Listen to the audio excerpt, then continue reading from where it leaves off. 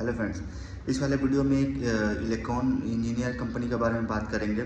Electron engineering देखोगे तो ये कंपनी गियर सॉल्यूशन और मटेरियल हैंडलिंग इक्विपमेंट, ये कंपनी जो है वो मैन्युफैक्चरिंग करती है। ठीक है, जो गियर सॉल्यूशन होता है ना उसमें और प्लस मटेरियल हैंडलिंग इक्विपमेंट, वो दोनों में देखो ना तो वो दोनों सेगमेंट में काफ़ी अच्छा ग्रोथ है। लेकिन अगर आप ओवरऑल कंपनी में देखोगे, ओवरऑल कंपनी में जो Q4 का जो नंबर आया है उसमें देखोगे कोई ग्रोथ नहीं है। ठीक है, लेकिन अगर आप इंडिविजुअल देखते हो कि गियर सॉल्यूशन में कितना ग्रोथ है और मटेरियल हैंडलिंग इक्विपमेंट में कितना ग्रोथ है, तो वो दोनों में इंडिविजुअल अगर देखो तो काफ़ी अच्छा ग्रोथ है। ठीक है, लेकिन ओवरऑल बिजनेस में कोई ग्रोथ नहीं है। बट अगर आप देखो तो इनका मतलब जो ग्रोथ मोमेंटम देखोगे, मतलब जो एक्चुअली इनका जो बिजनेस है वो डोमेस्टिक और ओवरसीज दोनों मार्केट में होता है।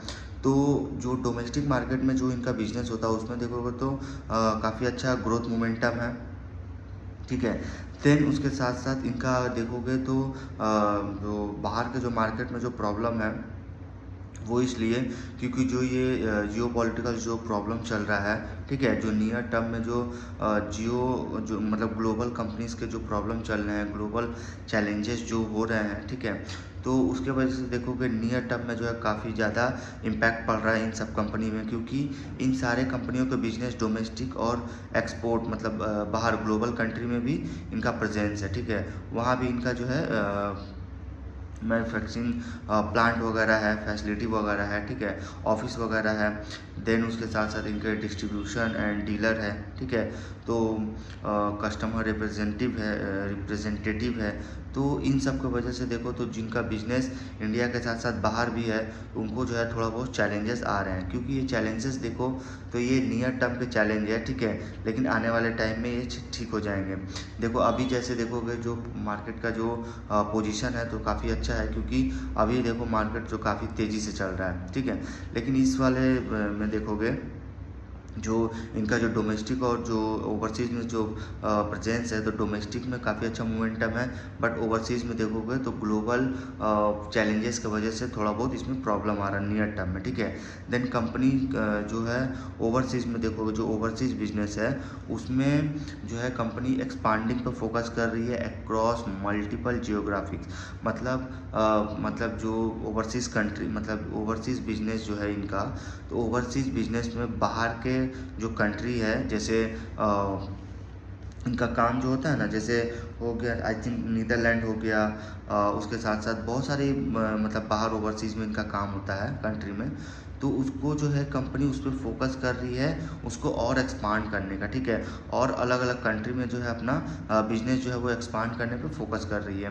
देन कंपनी का अगर आप Q4 FY26 का अगर आप नंबर देखोगे, तो अगर आप इंडिविजुअल नंबर देखो, जैसे मटेरियल हैंडलिंग इक्विपमेंट का अगर आप देखो तो काफ़ी अच्छा ग्रोथ है। और काफ़ी अच्छा ग्रोथ मतलब इनका अगर आप रेवेन्यू देखोगे ना तो 36% से ग्रो किया YoY लेवल पे, और एबिट मार्जिन जो है वो 22.8% से इंक्रीज़ हुआ है। तो ये इनका जो नंबर है वो सिर्फ मटेरियल हैंडलिंग इक्विपमेंट का नंबर है। ठीक है, लेकिन ये इसमें देखोगे तो ये जो सेगमेंट है ये फोकस कर रही है product supply and capitalization on मतलब capitalization on expanding opportunity in after sale service. मतलब ये जो कंपनी जो है, जो इनका मटेरियल हैंडलिंग इक्विपमेंट वाला जो सेगमेंट है वो देखोगे तो मतलब जो इनके जो सेल्स सर्विस, जो इनके सेल्स सर्विस है, आफ्टर सेल सर्विस में काफ़ी ज़्यादा एक्सपांडिंग मतलब अपॉर्चुनिटी है। ठीक है, काफ़ी ज़्यादा, तो उस पर कंपनी फोकस कर रही है। देन उसके साथ साथ सेकंड जो इनका डिवीज़न है वो गियर डिवीज़न। तो गियर में देखोगे तो एक्चुअली गियर का अगर आप नंबर देखोगे तो गियर डिवीज़न में तो Q4 FY26 में 472 करोड़ का इन्होंने सेल किया, and as compare to last year देखोगे तो 597 करोड़ का इन्होंने सेल किया था। तो इनका नंबर थोड़ा सा रिड्यूस हुआ। एक्चुअली गियर वाला जो डिवीज़न है उनका जो नंबर है वो थोड़ा बहुत रिड्यूस हुआ। देन उसके साथ इन्होंने बताया कि ये जो नंबर जो डिक्रीज़ हुआ है और उसमें मैनेजमेंट ने बताया है कि सबसे पहला रीज़न है कि जो ऑर्डर इनफ्लो था उसमें डिले हुआ था, ठीक है।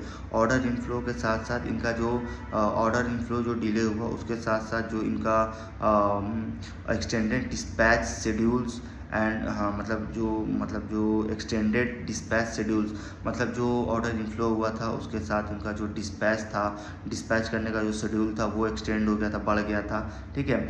देन उसके साथ साथ deferment of delivery by customers amid majority global macro economic challenge. और थर्ड इनका था जो उसके साथ साथ जो डिलीवरी का जो डिफॉर्मेंट था वो जो है मतलब कस्टमर मतलब बाय कस्टमर देखोगे तो मेजॉरिटी मतलब अगर देखो तो माइक्रो इकोनॉमिक चैलेंज की वजह से काफ़ी ज़्यादा जो है वो प्रॉब्लम हुआ, ठीक है। जिससे इनका गियर वाला जो सेगमेंट अगर देखोगे तो काफ़ी जो है वो अच्छा मतलब काफ़ी ज़्यादा इफेक्ट पड़ा है, ठीक है। देन कंपनी का अगर आप कॉन्फिडेंस देखो ना तो इन्होंने बताया है कि ग्रोथ में जो मतलब ग्रोथ रिकवरी में जो इनका कॉन्फिडेंस है वो यही बता रहा है कि आने वाले कमिंग ईयर में जो है वो जो भी इनका डिवीज़न में जो निगेटिव ग्रोथ आया वो जो है वो ठीक हो जाएगा, ठीक है। आने वाले टाइम में ठीक हो जाएगा क्योंकि इन्होंने बताया कि ये एक मैक्रो इकोनॉमिक चैलेंज है, मतलब नियर टर्म में जो है ये सब प्रॉब्लम है। ओवरऑल और देखोगे तो मार्केट का जो बिजनेस का जो पोजीशन वो आस्ते आस्ते रिकवर कर जाएगा, ठीक है।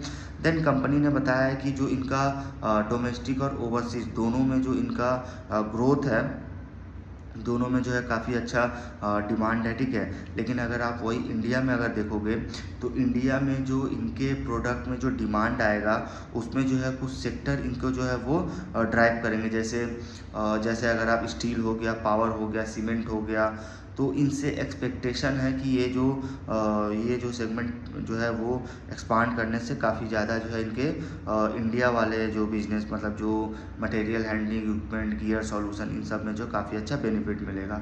वही आप ओवरसीज़ में अगर जाते हो तो ओवरसीज़ मार्केट में जो है वो जियोपॉलिटिकल अनसर्टेनिटीज़ के वजह से काफ़ी ज़्यादा प्रॉब्लम आया हुआ है, ठीक है। तो वो प्रॉब्लम की वजह से देखोगे तो इनका ओवरसीज जो मार्केट है वो थोड़ा सा डाउनफॉल चल रहा है। देन ये देखो तो इनका एबिटा मार्जिन अगर देखोगे तो एबिटा मार्जिन जो है वो इम्पैक्ट हुआ है क्योंकि इनका lower revenue increase in employ cost are change, ठीक है, इन प्रोडक्ट मिक्स। तो इन्होंने बताया है कि जो एबिटा का जो मतलब एबिट मार्जिन जो है वो भी इम्पैक्ट हुआ है क्योंकि इनका लोअर रेवेन्यू जो है वो लो आया और इंक्रीज इन एम्प्लॉय मतलब एम्प्लॉय कॉस्ट में जो एम्प्लॉय कॉस्ट था वो इंक्रीज हुआ and change in product mix और इन्होंने प्रोडक्ट में जो है कुछ चेंजेस वगैरह किए।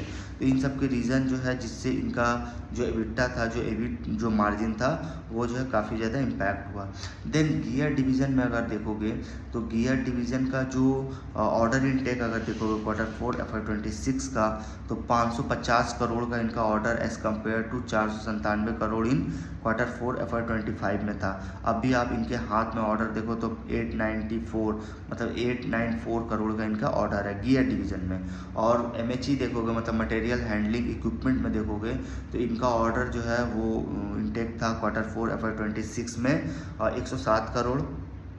देन लास्ट ईयर जो 148 करोड़ का था, इस ईयर जो है वो 107 करोड़ का आया और अभी जो इनके ऑर्डर हाथ में है वो 398 करोड़ के है, ठीक है। देन कंपनी ने बताया कि इनका जो नेट कैश वो मतलब ये नेट कैश पॉजिटिव कंपनी है, ठीक है।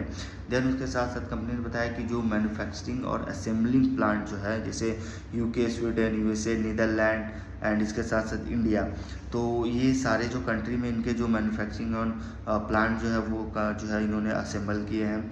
देन इन्होंने बताया कि जो मतलब जो इंडिया में जो कंपनी है तो मतलब इंडिया मतलब अगर आप इंडिया में देखोगे ना तो इनके जो सेगमेंट में जो ग्रोथ है वो मतलब जैसे गियर डिवीज़न है तो गियर डिवीज़न से जो मतलब जो ग्रोथ आएगा मतलब कंपनी जैसे gear box for defence Indian navy, इन्होंने बताया कि इंडिया में जो ग्रोथ आ रहा तो वो ग्रोथ आ रहा है कि मतलब मैन्युफैक्चरिंग कॉम्प्लेक्स गियर बॉक्स, तो कॉम्प्लेक्स गियर बॉक्स जो है कंपनी मैन्युफैक्चरिंग कर रहा है फॉर डिफेंस इंडियन नेवी के लिए। तो इसलिए देखोगे तो इंडिया में जो है ये कंपनी का काफ़ी अच्छा ग्रोथ जो है वो इंक्रीज़ हो रहा। देन उसके साथ साथ इनका जो वन ऑफ द मतलब देखोगे तो one of the Asia largest industry gear manufacturing company having facility spread over 3,35,000 square metre, ठीक है। तो काफ़ी ज़्यादा इनका जो है वो फैला हुआ है। देन कंपनी का देखोगे तो वन इंडिया में अगर देखोगे इंडिया में तो वन मैन्युफैक्चरिंग फैसिलिटीज़ है, 13 सेल्स ऑफिस है, 65 डिस्ट्रीब्यूटर एंड डीलर है और 55 प्लस कस्टमर रिप्रेजेंटेटिव है। ये डोमेस्टिक मार्केट का। अगर यही ओवरसीज़ मार्केट में देखोगे तो 95 प्लस कंट्री में जो है वो फैला हुआ है। 4 मैन्युफैक्चरिंग असेंबल सेंटर है, 13 सेल्स ऑफिसेस है, 120 प्लस डिस्ट्रीब्यूटर एंड डीलर्स है और 35 प्लस कस्टमर रिप्रेजेंटेटिव है। अगर आप ओवरऑल इनके पूरे बिजनेस का अगर आप नंबर देखोगे, रेवेन्यू डाउन हुआ है, एबिटा डाउन हुआ है, पैट डाउन हुआ, मतलब इनका रेवेन्यू अगर रिजल्ट देखो तो कुछ खास नहीं आया है, सारा निगेटिव ग्रोथ है। लास्ट ईयर से इस ईयर में देखोगे तो सारा का सारा निगेटिव ग्रोथ है।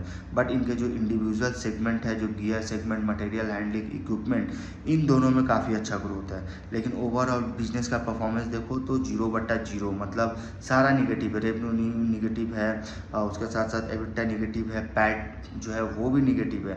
तो सारा कुछ अगर डाउन होता है तो काफ़ी ज़्यादा इम्पैक्ट पड़ेगा बिजनेस में। वैसे देखो तो बिजनेस में अभी कोई ग्रोथ नहीं है, ठीक है।